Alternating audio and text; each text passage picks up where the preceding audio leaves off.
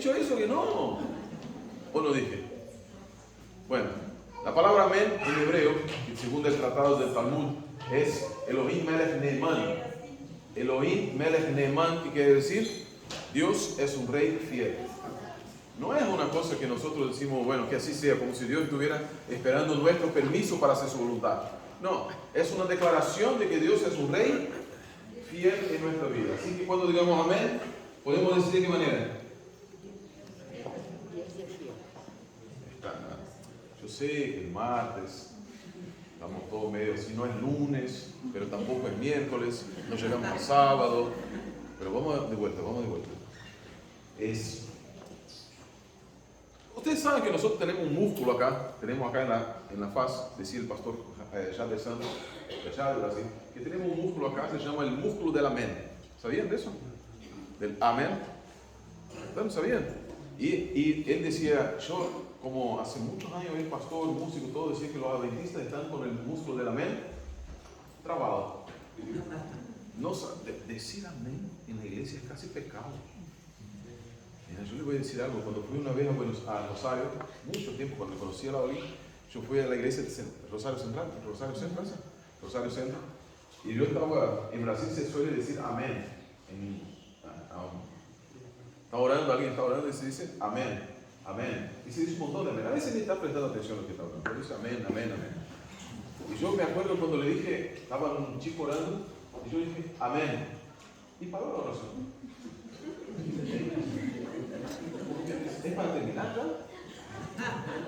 ¿Cómo que decir así? Amén no es una virus, una coma en la oración. Tampoco es una manera de decir al final. Amén es lo que tiene que brotar de nuestro corazón, una declaración constante de que Dios es un rey. ¿En qué vida? En la nuestra. Entonces el amén tiene que salir, como decía el pastor Jade Santos, el amén, que sería decir aleluya, aleluya, becachó, alabar al Eterno, alabar a Dios en su santo templo, en su santuario. Tiene que ser una alabanza, tiene que ser algo muy natural para el cristiano. ¿No es cierto? ¿Qué somos nosotros invitados a hacer en la Biblia? Todo el tiempo. ¿Para qué fuimos criados nosotros? Para alabar. Y a mí me resulta raro que los que tenemos la verdad, los que tenemos la salvación, que son los que estudian la palabra de Dios, a veces tienen una cara de tristeza, que Dios me libre. ¿Cómo podemos alcanzar las personas que están afuera si cuando entramos, no estoy diciendo, hablando de ustedes, muchos están riendo ya, ¿no? Pero cuando uno va y sale, imagínese que una persona entra a la iglesia y sale de la iglesia con una cara como si lo hubieran pegado dentro de la iglesia. ¿Qué testimonio damos a los que están afuera?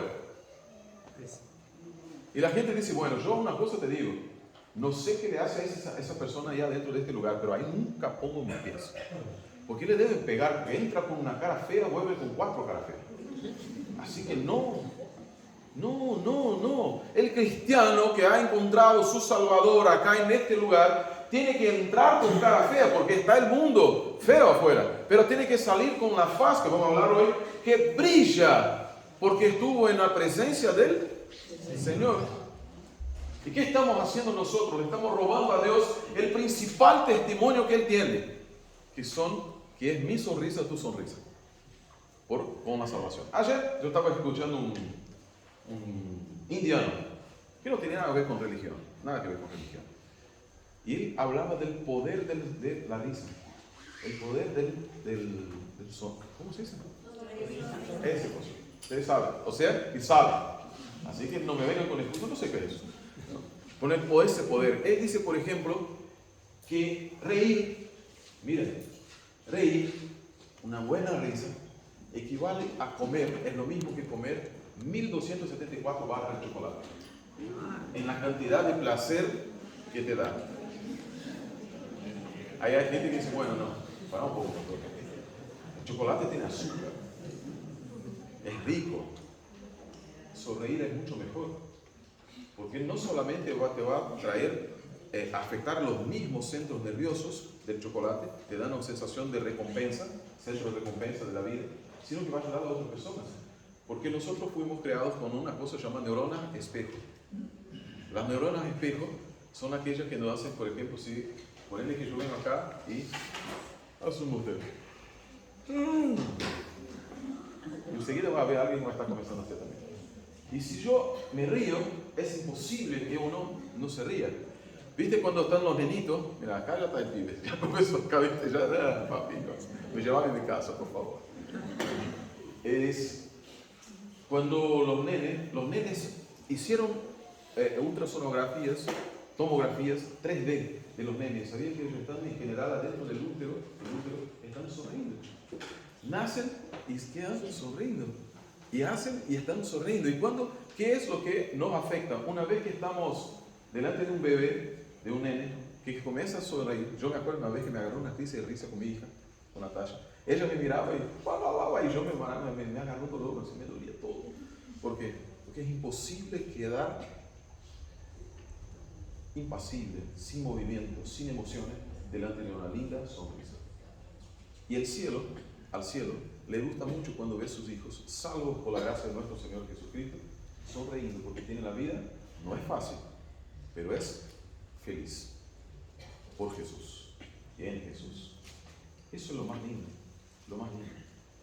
Si vos entras acá y salís riendo, la persona que está allá afuera dice, mira, yo no sé qué le dan ahí adentro, amigo, pero yo quiero entrar, yo quiero entrar ahí, necesito de lo mismo que le dan ahí.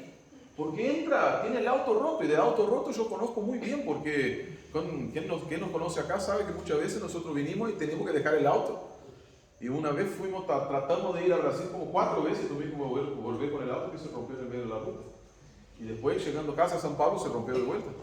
De auto roto yo comprendo, yo entiendo muy bien. Pero a veces no tenemos empleo, no tenemos plata, no tenemos salud, no tenemos un montón de cosas. Pero entramos a un lugar donde nos encontramos con la luz de la presencia de Dios y salimos felices. Y la gente sabe que tenemos problemas, pero cuando salimos riendo, cuando salimos felices, y cuando alguien está allá y te dice y escucha pasar acá, y cuando pasa y escucha que el pueblo de Dios dice amén, con gusto, dice, yo no sé lo que está pasando ahí, pero quiero conocer. Es el mejor testimonio que hay. Por eso el músculo del amén nosotros vamos a entrenar ahora rapidito, muy rápido el músculo del amén. El pastor Jader Santos nos hacía el entrenamiento del músculo del amén, muy fácil. Amén, ¿cómo es? Vos tenés que decir amén. La primera letra es pero no es así, no es ¿Cómo tenés que decir? Tiene que hacer con que el ángel que esté mirando al otro lado, ¡opa! Acá está, vamos a comenzar. Es decir, ¿y cómo se llama amén? No tenés que decir amén. No. Amén. ¿De qué manera? Como los serafines que están allá en Isaías 6, que alababan constantemente al Señor diciendo, Kadosh, Kadosh, Kadosh, Santo, Santo, Santo. ¿Y de qué manera nosotros podemos decir? Nadie tiene que aprender hebreo para alabar a Dios, pero tiene que decir amén. Y no con vergüenza, pero declarando efectivamente que Dios es un rey fiel en su vida. Así que vamos a comenzar el primer ejercicio. Con A. ¿Cómo vamos a decir? Amén. Amén ya salió un poquito. Amén. No, yo sé, Señor, ya está quedando bien, ya está quedando momento. Vamos de vuelta. Y así los ángeles se van a juntar con nosotros. La tradición judía dice que cuando el pueblo de Dios acá se para y toma tiempo y alaba al Señor con el aleluya, aleluya, o con el amén, o con el aleluya, el cielo entero también se junta. Imagínense si nosotros acá nos juntamos al cielo y anunciamos no solamente a Villa Libertad, sino anunciamos para todo el universo que Dios es un rey. ¿Está muerto? No, la gente no durmió hoy. ¿Y el asiento cómo fue? ¿Todo bien? Que Dios es un rey fiel. ¿Y cómo lo hacemos eso? ¿Cómo hacemos? Amén. Así que cuando yo diga algo, cuando digamos algo, cuando sienta en su corazón que quiere decir amén, quiere alabar a Dios, no solamente acá, pero en su casa, en el momento que esté, que te acuerdes de algo que Dios te ha hecho, porque siempre algo que Dios ha hecho, diga para las personas que están escuchando, declare que Dios es un rey fiel, muestre la faz que sale brillante del santuario de la presencia de Dios, porque Dios te ha invitado para estar acá con Él hoy. Y eso es motivo de mucha felicidad. Así que le decimos al Señor que amén. Así vamos bien. Hoy nosotros vamos a tratar de las prescripciones y significados de las prescripciones de Dios para en las cedulas del santuario, del templo, del tabernáculo, mejor dicho. No vamos a entrar en el templo, sino algunas diferencias del templo de Salomón, el templo de Zorobabel y el templo también de Herodes. Pero lo más importante es entender las lecciones de cómo fueron hechos los muebles y cada ítem del santuario. Así que les invito a abrir la Biblia otra vez en el libro de Éxodo, capítulo 25, una vez más.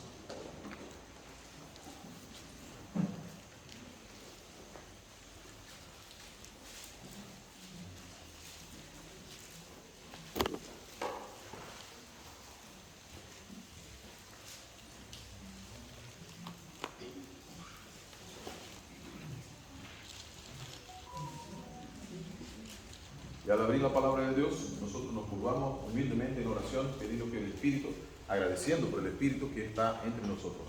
Oramos. Padre querido que está en los cielos, gracias porque tenemos su palabra, tenemos el santuario, tenemos muchas cosas que aprender en este lugar, con la presencia de tu Santo Espíritu que nos va a iluminar las palabras de la Biblia. Bendícenos con una continuidad de esa presencia cuando salgamos de acá. Y le agradecemos inmensamente porque estamos en su casa, en tu casa, como hijos, no solamente como invitados, pero hijos e invitados. Esté con nosotros, en el nombre de Jesús. Amén. Amén. Amén. En el versículo 1 del capítulo 25, nosotros vamos solo a poner el versículo, una pequeña lectura, pero vamos a saltar varios versos y vamos más adelante. Versículo 1 dice que el Eterno habló a Moisés y le dijo, decile a los israelitas que me traigan una ofrenda. ¿Y cómo dice? Tomarás, ¿qué dice enseguida? Tomaréis, ¿de qué? Todo hombre que siga. Que la dé voluntariamente, de corazón recogeréis. De corazón recogeréis mi ofrenda. Mi ofrenda. En mi Biblia dice algo un poco distinto. Mi Biblia es una Biblia católica muy fiel al original. Dice, tomarás la contribución de todo hombre en cuyo el corazón se mueva para eso. Es la palabra exactamente que está en hebreo, mover, algo que está movido. ¿Movido por qué? ¿Qué es lo que mueve? No es la voluntariedad, no, eso es interesante. En el hebreo acá del texto del capítulo 25 no nos dice que es del hombre voluntario. Las traducciones muchas ponen la contribución voluntaria. No es eso que el texto hebreo dice. Es una contribución que es motivada. ¿Pero motivada por qué? Por el Espíritu Santo, motivada por el reconocimiento de quién es Dios, el reconocimiento de todo lo que ha hecho Dios antes, porque en el capítulo 24 comienza la conclusión de la alianza de Dios con el pueblo de Israel. Todos los capítulos del 20, del 19 hasta el 24, hasta el final momento, pero principalmente el 24, constituye lo que en teología se llama el libro de la alianza. Es cuando Dios establece la alianza, el pacto con su pueblo. Y el capítulo 25 dice, todo el pueblo que ha elegido, aceptado entrar en la alianza, en un pacto conmigo, tiene que traer, debe traer una contribución. Dios no pide nada al ser humano sin antes entregar algo. Y eso es importante. Es importante. Fíjense, por ejemplo, en el libro de Levítico, hablando del santuario, en el libro de Levítico, capítulo 27, no hace falta abrir ahora, dice que Dios si ustedes son fieles, yo voy a hacer eso. Y dice, y estableceré mi santuario en el medio de ustedes. Allá en Levítico, años después. Pero Dios ya había dicho en el capítulo 25 de Éxodo que iba a establecer el santuario. En otras palabras, Dios primero nos da algo para después nos pedir algo. Y eso es algo impresionante. ¿Por qué? Porque las divinidades del pasado, los dioses de las naciones, solo pedían. El Dios de la Biblia solo entrega. ¿Y qué es lo que nos pide? Una palabra. ¿Qué es?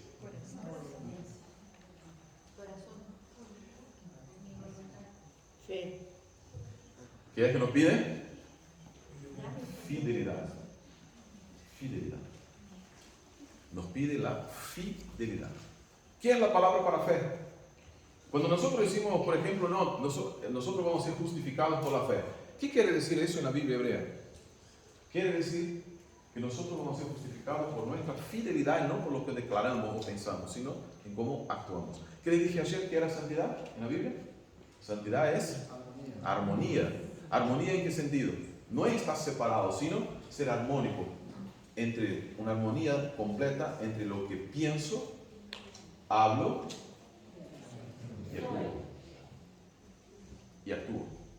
Mis actos, todo lo que hago, tiene que estar en completa armonía con mis palabras y mis pensamientos.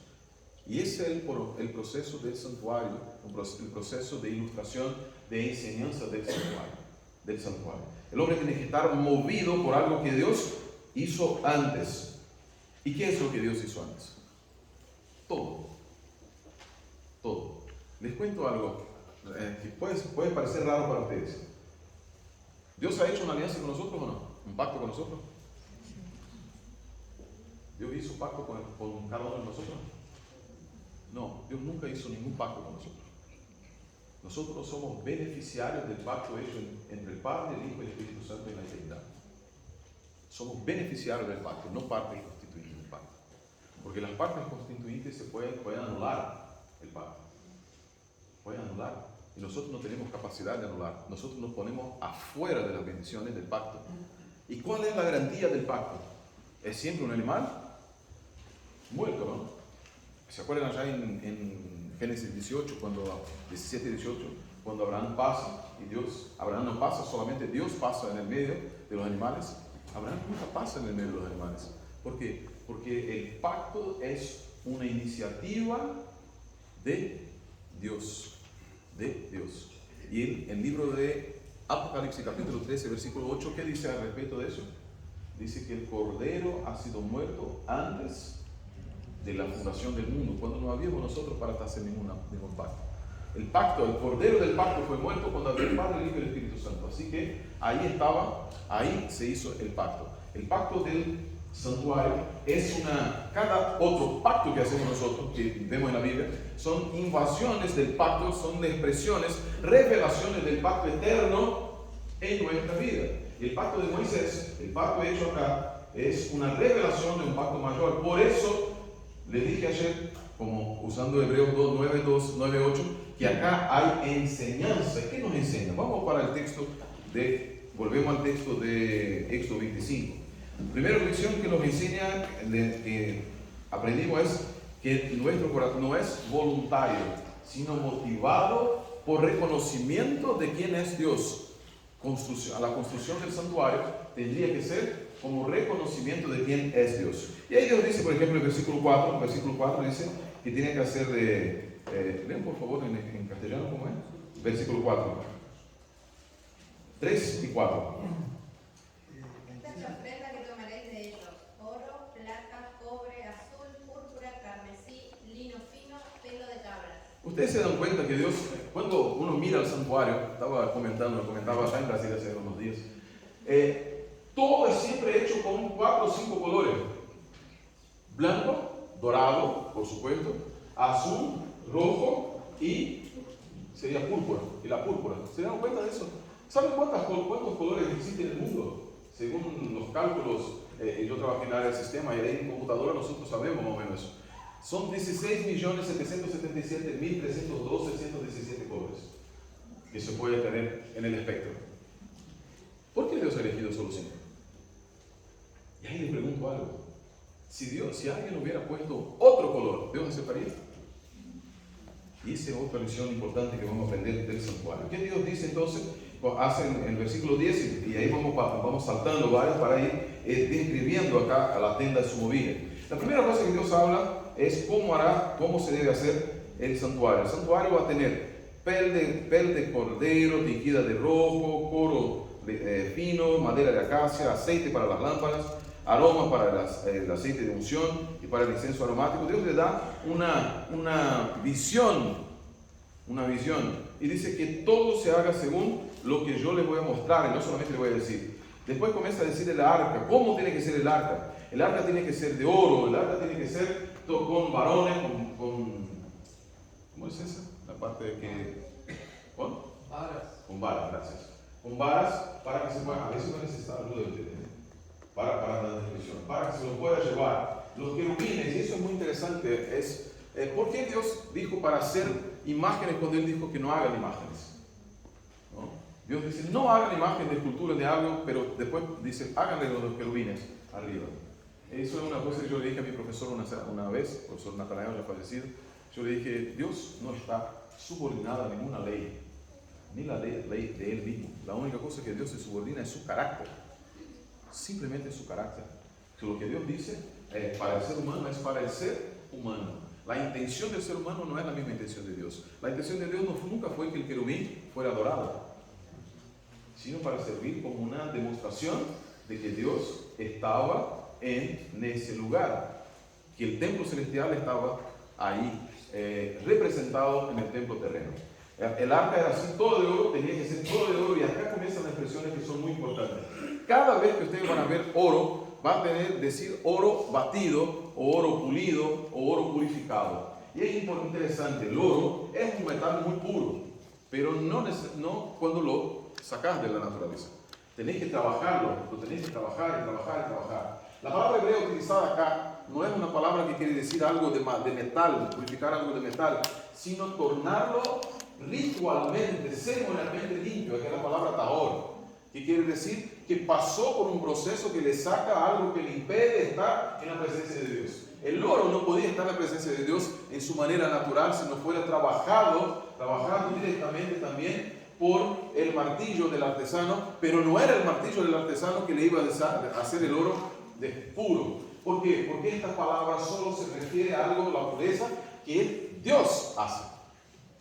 Dios es el que hace. Entonces, el martillo del artesano, todo el oro que está en el santuario, no lo haría puro para estar en el santuario. Eso nos trae una lección muy importante, ¿no es cierto? ¿Qué sería? Podemos hacer lo que queremos, pero no tenemos la capacidad de lidiar con los pecados, de lidiar con nuestra impureza. Es solamente Dios, y eso nosotros vemos a dónde. Primer momento de la Biblia, cuando el hombre cae, ¿qué les pasa? Agarra una hoja de higo, de la higuera, y se cubre. ¿Y qué hace Dios? No te sirve. Lo que vos hiciste buscando tapar su nudez no te sirve. Tenés que dejar que yo te cubra. El santuario es lo mismo. Cada ítem acá tiene que llevar la impresión digital de Dios para que pueda estar puro, para estar en la presencia de Dios. Los muebles del santuario tienen muchas instrucciones. Vamos a seguir ahora las instrucciones. El arca, entonces, toda de oro, dice acá en el versículo 18, que los querubines de oro, el oro batido o oro purificado, lo harás de 2 extremidades sobre la tapa. Una cosa interesante sobre este tema de la tapa, o sea, que estaba arriba del arca. En las culturas antiguas, en Egipto, y otros también, se utilizaba un arca también. Ellos tenían arca para sus dioses.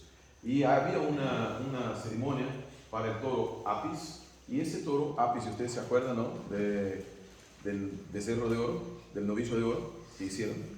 Eso no era una representación. Ellos no estaban buscando otro Dios. Ellos querían una representación visible de Dios. ¿Por qué? Porque la idea acá es que el arca sirve como un trono para la divinidad. Entonces lo que Dios estaba diciendo, yo pondré mi trono en el medio de ustedes.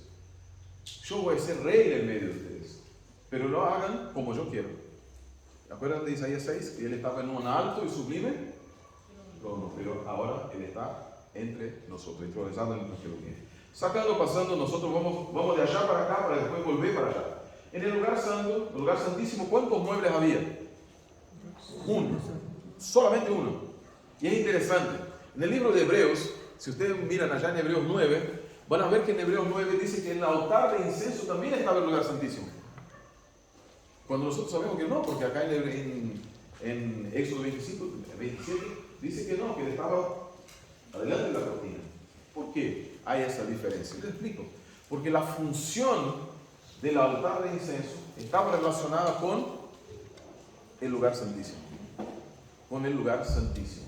Y no solamente con el lugar santo. Y así surgió una tradición judía en la época de Jesús, que decía que el lugar santísimo estaba, que el altar de incienso o el incensario estaba dentro del lugar santísimo y no afuera, como está descrito acá. ¿Por qué? Porque funcionalmente él estaría trabajando adentro. Después yo le voy a comentar algo y ahí ustedes van a entender por qué había un altar de incienso. Estaba entonces el altar de incienso que estaba enfrentado a la cortina, la segunda cortina, que es llamada de velo interno. Entrando al santuario, yo voy a quedarme de acá, entrando al santuario al lado derecho, al lugar santo al lado derecho, tenés la mesa de la presencia. Mesa con pan de la presencia, 12 panes que se tendrían que poner para representando el pueblo de Israel, la unidad del pueblo de Israel. Y usted puede decir, sí, pero representaba a Jesús. Tranquilo. También, por supuesto. Pero como yo les dije ayer, ¿qué les dije ayer? Al respecto de cómo íbamos a estudiar el santuario. Lo íbamos a estudiar en su contexto original y no buscando significados espirituales y a lo que apunta después. ¿No es cierto? Entonces, en ese sentido, antes era un símbolo de las 12 tribus de Israel que estaban y se llama pan de la presencia. ¿Qué quiere decir eso? Si usted ahora le invito, abra el libro de la Biblia, en el libro de Jeremías, capítulo 31. Jeremías, capítulo 31.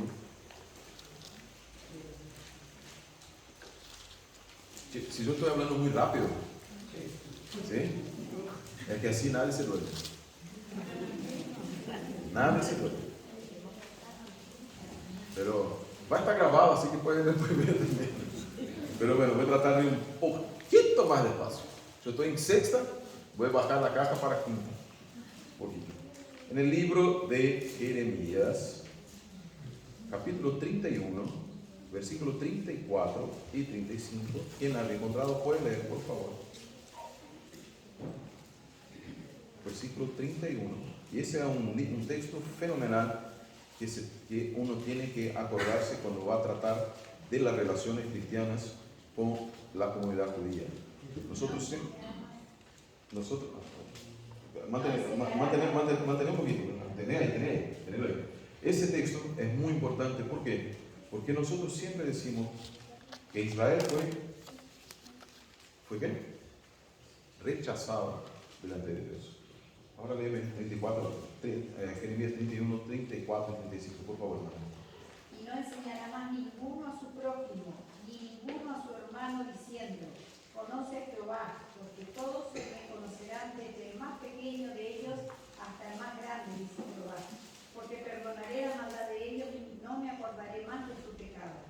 Así ha dicho Jehová, que da el sol para la luz del día, las leyes de la luna y de las estrellas para la luz de la noche, que agita el mar y braman sus olas. Jehová de los ejércitos es su nombre. El 36. Si llegaran a faltar estas leyes delante de mí, dice Jehová, también faltaría la descendencia de Israel, y dejaría de ser para siempre una nación para mí. ¿Viste? ¿Qué dice el texto? Que Israel nunca iba a dejar de ser el pueblo de Dios. ¿Y cómo estamos acá? El pan de la presencia significaba exactamente eso. Significaba que en el momento adelante del trono de Dios, Israel iba siempre a estar. Iba a estar por a pesar de sus dificultades, de su pecado, de sus dolores, de su maldad, de apostasía, etc. Un Dios que no miente dijo que las 12 tribus de Israel iban a estar para siempre adelante de él. Ese es un simbolismo original de eso. Simbolismo original de la construcción del santuario. Israel iba a estar siempre delante de Dios. ¿Y cómo Israel podía ser visto? ¿Cómo Israel podía estar en la presencia de Dios con todos los pecados que tenía? ¿De qué manera? Con todos los pecados que tenía. ¿Qué está adelante? Está el altar del incensario. ¿Qué es el incienso? El incienso es un símbolo de oración. Es un símbolo de la presencia del Espíritu Santo. ¿De qué manera Israel podía estar y se acercar al santuario de Dios, al trono de su Dios? ¿De qué manera podía estar en la presencia de Dios? con el suave aroma de las oraciones que tenía que presentar a la mañana, a la tarde, a la noche delante de Dios. No era porque eran hijos de Abraham apenas. No era por eso. Dios dice, ustedes van a estar en mi presencia siempre y cuando estén en oración. Y el aroma, la fragancia aceptable, agradable del incenso de sus oraciones venga delante de mí. Y había un otro mueble. ¿Cuál era el otro que está allá? Que ustedes pueden ver allá. El candelabro es para mí, sinceramente, sí, para mí. El lugar santo es el que más me encanta. Es el que más me encanta. Acá nosotros tratamos de hacer y lo hicieron muy bien, una representación muy aproximada, porque nosotros no tenemos idea exacta de cómo era el santuario, la menorá. ¿Por qué? Porque la halajá, que la tradición judía dice que era prohibido hacer cualquier mueble del santuario exactamente igual. Era prohibido, completamente prohibido. Entonces, ninguno de los muebles que tenemos acá, que tenemos en Israel, en fotos, algo así, ninguno sería igual. La menorá del templo que fue llevada a París, que está en París, que está allá en Roma, mejor dicho, en el Arco de Roma, la menorá que está allá es una menorá cambiada, no es la original. ¿Por qué? Yo le voy a comentar. ¿Por qué? Porque nosotros la tenemos como la luz arriba, y ella no tenía la luz para arriba. Ella tenía la función de alumbrar para adentro, y no para arriba. Para adentro. Me acompañen en la lectura, volvemos allá al libro de Éxodo.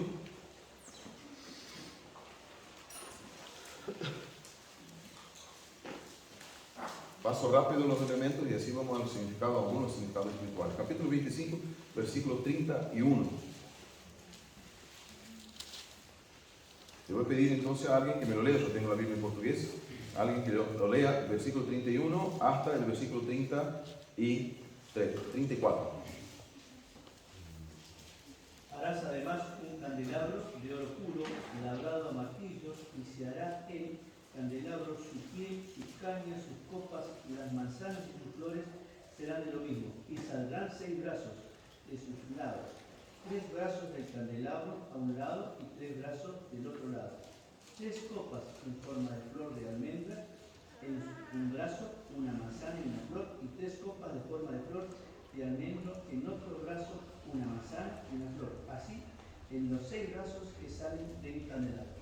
Bueno, muchísimas gracias. Ahí dice la Biblia, dice una manzana, que dice en mi Biblia, que dice en hebreo, dice un botón, que sería una flor, no directamente una florcita. Eso es muy importante para el santuario.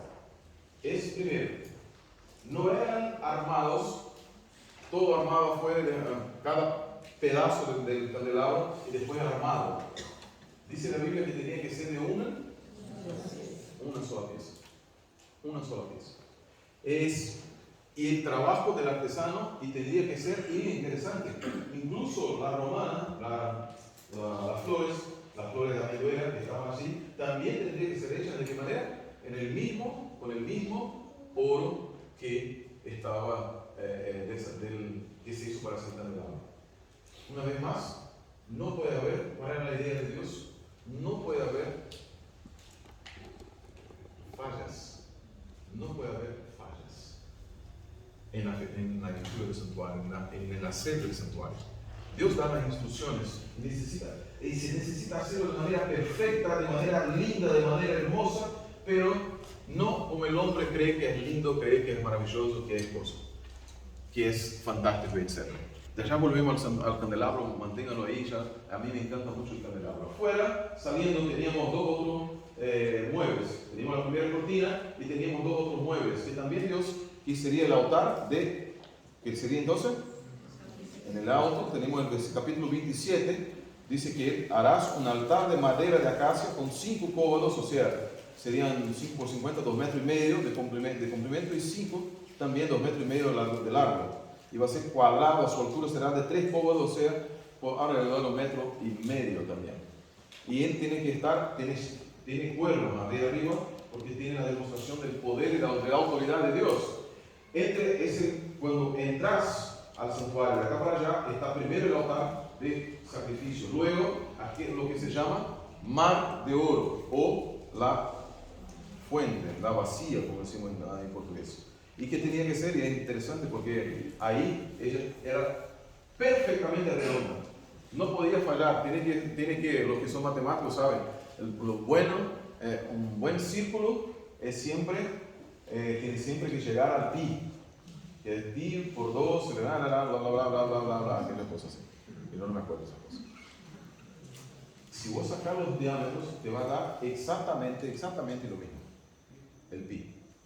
¿Por qué? Porque tenía que ser perfecto.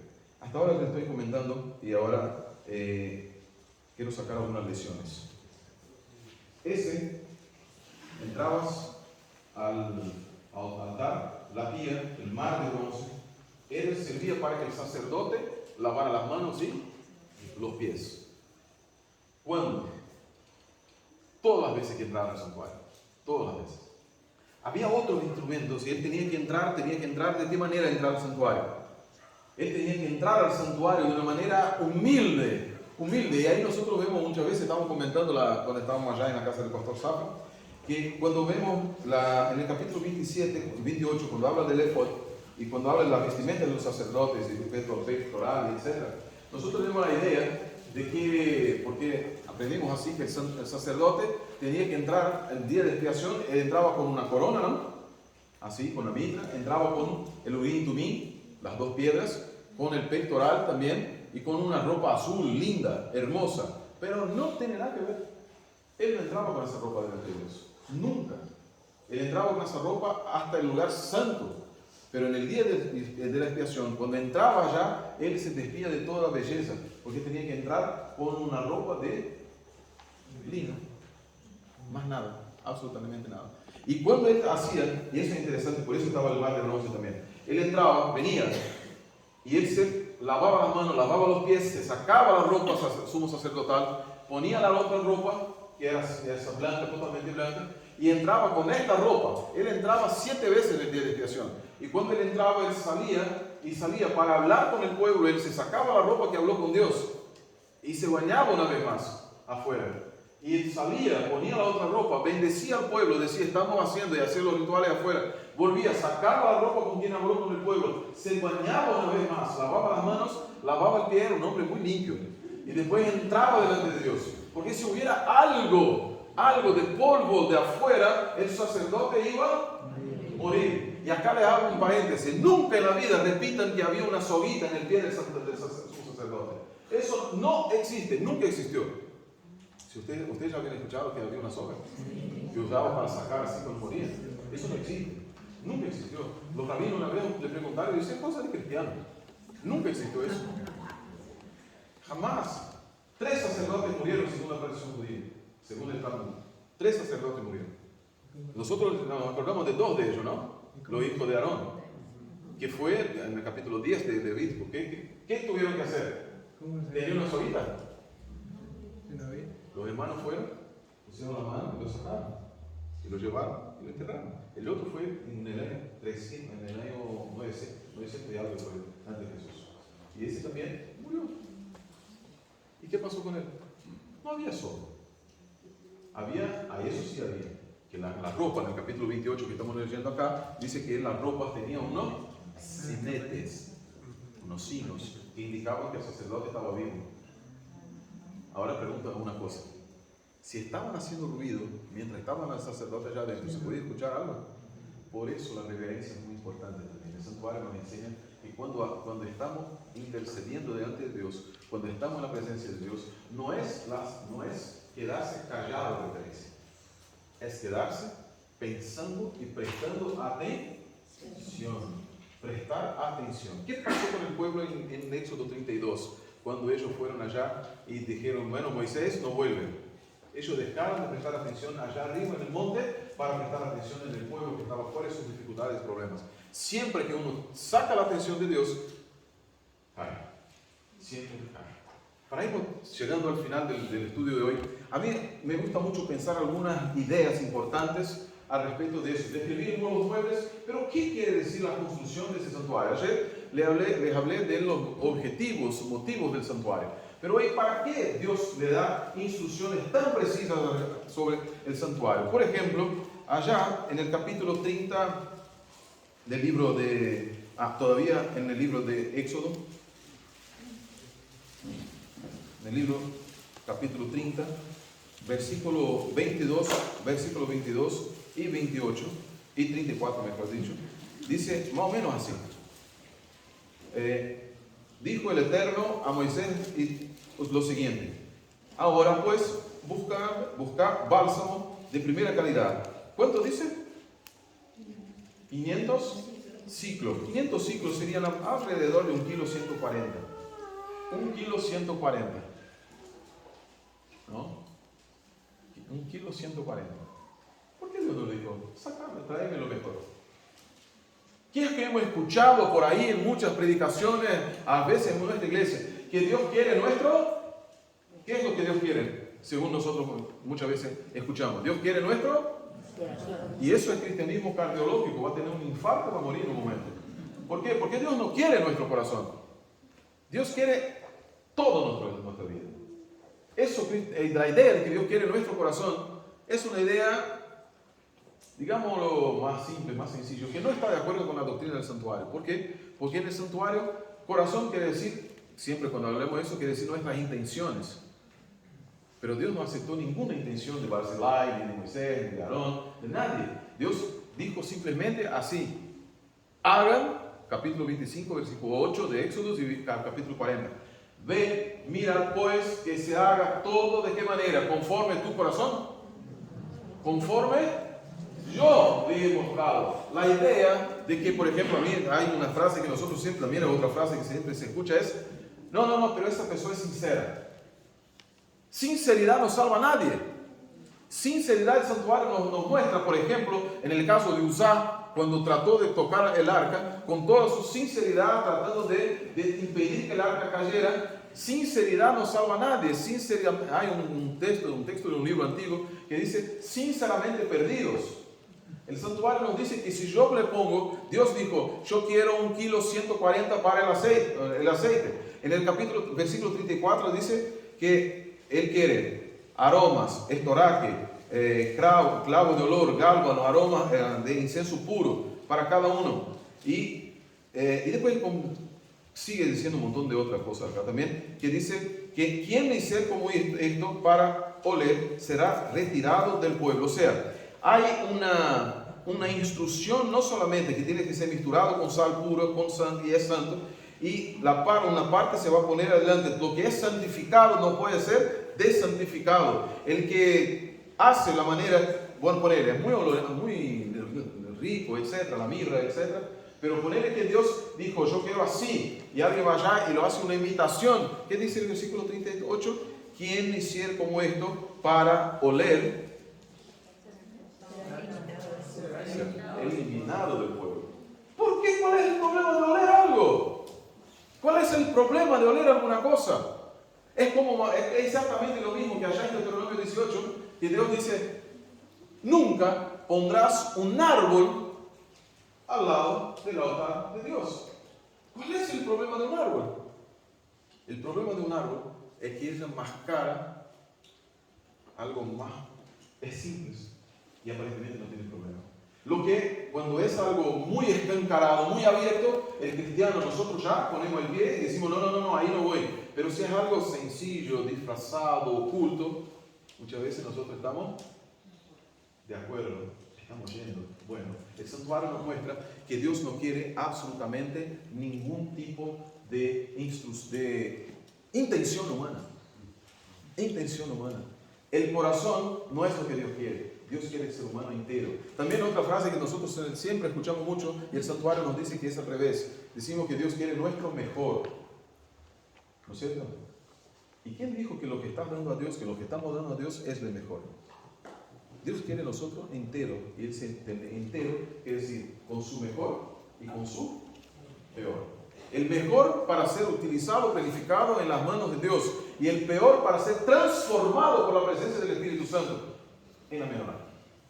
La luz del Espíritu que brilla sobre cada uno de nosotros. ¿Qué dice el apóstol Pablo? Que nosotros somos el templo de Dios, ¿no? El templo de Dios. Y el Espíritu habita en nosotros. El símbolo del Espíritu es la menorá. El símbolo de la habitación del Espíritu en nosotros es la menorá. Nosotros vamos a hablar más de ella mañana. Más de la menorá y del lugar santo. Había muchos sacrificios, un montón de sacrificios, había muchas cosas que eran hechas. Pero ¿sabes qué es una de las mejores lecciones, más importantes lecciones que uno puede aprender del santuario? Dios quiere que volvamos al Edén. Dios quiere llevarlo de vuelta al Edén. En el Edén, Dios no le dio nada para hacer, construir al hombre. Él entregó todo, construido, hecho, listo, para vivir. Los eruditos están siempre diciendo que, los estudiosos dicen que el santuario está armado según disposición en palabras del Edén. Por ejemplo, ¿cuántas veces cuando leímos al respecto del candelabro, dice que era de la flor de almendra, ¿no? De almendra, de la flor de almendra, etc. Ustedes sabían que según la tradición judía, el árbol de la vida era la almendra. Sería la almendra, la que está acá. En Palestina, ¿por qué se utilizaba la almendra? Porque es un símbolo para los judíos, era un símbolo, en esta época, un símbolo de renacimiento, porque es la primera planta, el primer árbol que nace en Palestina. Es el primero que nace en Palestina. Cuando viene la lluvia se odia, que viene la lluvia tardía, la lluvia temprana. ¿Cuál es la primera? La almendra.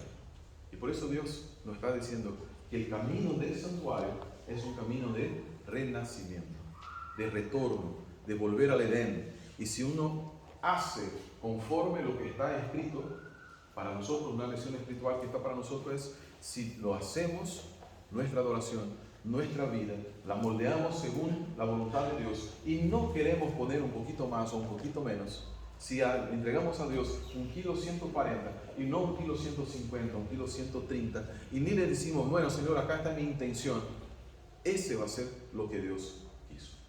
Un ejemplo de la Biblia para terminar. ¿Ustedes se acuerdan? Allá en el capítulo 4 del libro de Génesis, vamos allá al capítulo 4 de Génesis, en el contexto de un santuario. Capítulo 4, en el verso 3, adelante, tenemos los dos hijos, ¿no?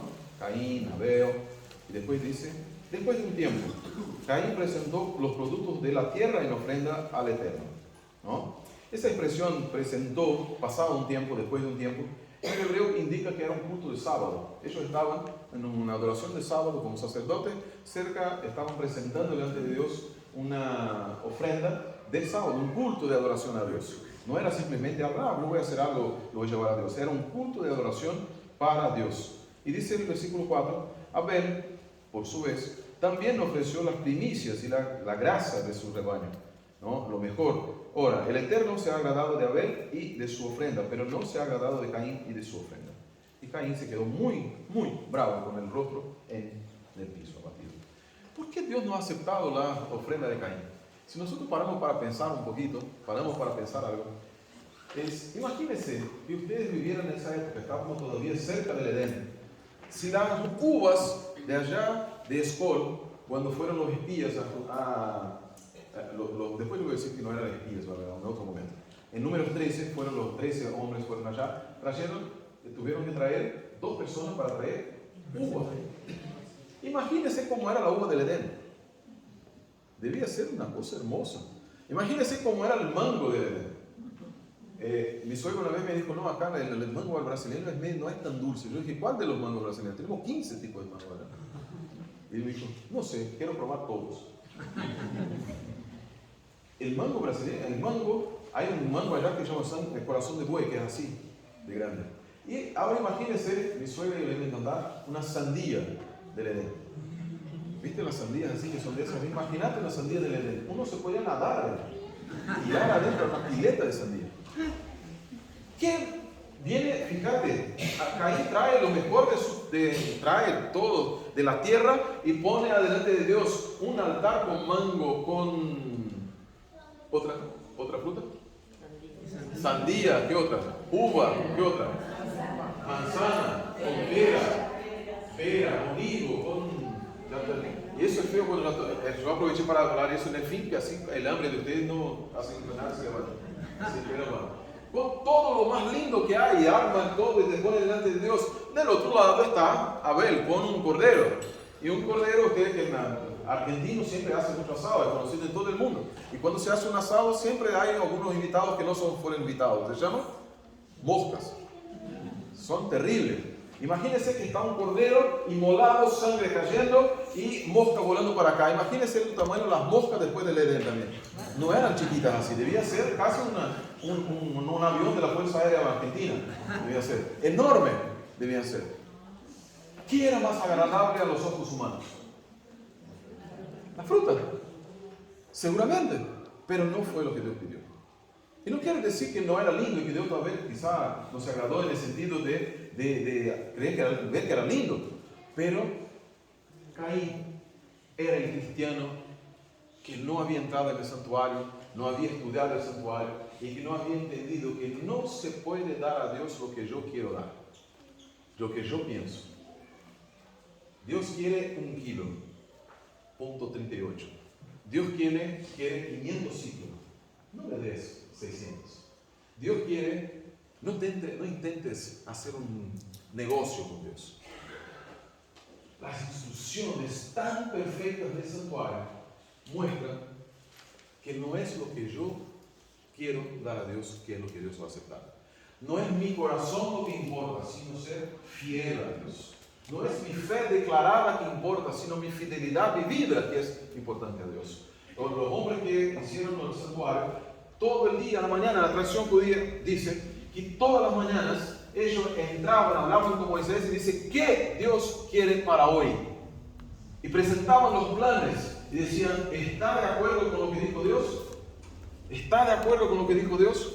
¿Está de acuerdo con lo que dijo Dios? Esa es la pregunta que nosotros tenemos que hacer todos los días de nuestra vida.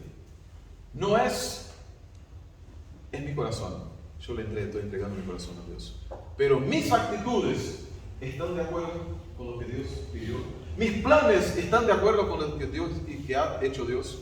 Mi vida está de acuerdo con la condición de hijo de Dios que yo clamo ser, y que nosotros vamos a estudiar el problema de decir algo y no ser en el momento del Yom Kippur, que va a ser pasado mañana. Ah, hermanos. Ahí enxofre. Yo le hablé portugués, así el pastor va a entender. Enxofre del cielo de la fe. Azufre. Así que, cuando entremos para estudiar el santuario, estudiar la palabra de Dios, tengamos en mente, para terminar hoy, que cada instrucción del mueble, 2 metros y 50, si era 2 metros y 55, no servía. Si pusieran 8 candelabros, 8 brazos, no servía. Porque el versículo 40 de Éxodo 25 dice, mira que hagan todo según lo que se ha mostrado a ti. ¿Cuál es la diferencia entre Noé y el pueblo que estaba en el otro tiempo? La Biblia dice que Noé caminaba con Dios. En el hebreo, eso me encanta eso, en el hebreo dice que Dios caminaba con Noé. Dios caminaba con Noé. ¿Y por qué? Al final del capítulo 6 dice, Noé hacía todo lo que Dios mandaba. El cristiano hoy, si Dios dice, salte, ¿qué hace el cristiano? No sé si va a saltar. Mira, usted es amor, Señor. Yo estoy gordito, un poquito así, yo tengo un problema en la rodilla. Si salto por ahí me hago mal. La ciencia ya ha demostrado que el cuerpo humano no fue hecho para andar saltando para allá, para acá, para acá, para acá. No lo somos muro. Entonces, como usted es amor, vas a entender que yo sé que en su corazón no quería que yo salte. Y en mi corazón yo salté. Porque lo que importa es mi corazón. ¿Y qué dice Dios? Sí. El camino para el infierno. Oye, ¿por qué? Cuando Dios dice salte, ¿qué tenemos que hacer nosotros? Y después, y hay mucha gente que dice, no, pero en Isaías Dios dice, venid y razonemos. Pero sí, venid y razonemos después que obedezcamos, y no antes. Para saber por qué hice, y no si debo no hacerlo. El santuario, si alguien hubiera dicho, Señor, es mejor acá poner 1,40 kg, acá hacer 2,10 metros, acá así. Dios decía, bueno, hacerlo. Y que sea tu santuario, no el mío. El mío determino yo. Nosotros somos templo de Dios. Este lugar es un templo de Dios. Nuestra vida debe ser pueblo de Dios. O si no somos pueblo de Dios y queremos hacer las cosas como queremos, dejamos nuestra condición de ser templo de Dios. Hay un salmo, el Salmo 95, que él dice en un lugar, en uno de los versos dice así, nosotros somos pueblo de su rebaño. Si hoy oír su voz, no endurezcáis vuestros corazones como el día de Masá en Meribá, en el desierto, cuando sus padres me tendrán tentado. En el hebreo, la verdad dice así, nosotros, si oímos su voz, somos pueblo de su rebaño. Oír en hebreo es la palabra shamor, es shamá, y quiere decir obedecer. Obedecer. Yo no quiero comprender lo que Dios me dice. Yo no quiero preguntarle a Dios por qué hago algo. Yo quiero encontrarme con Dios, no en el santuario terreno, pero en su santuario celestial. Que Dios lo bendiga a todos en esta noche y en esta semana.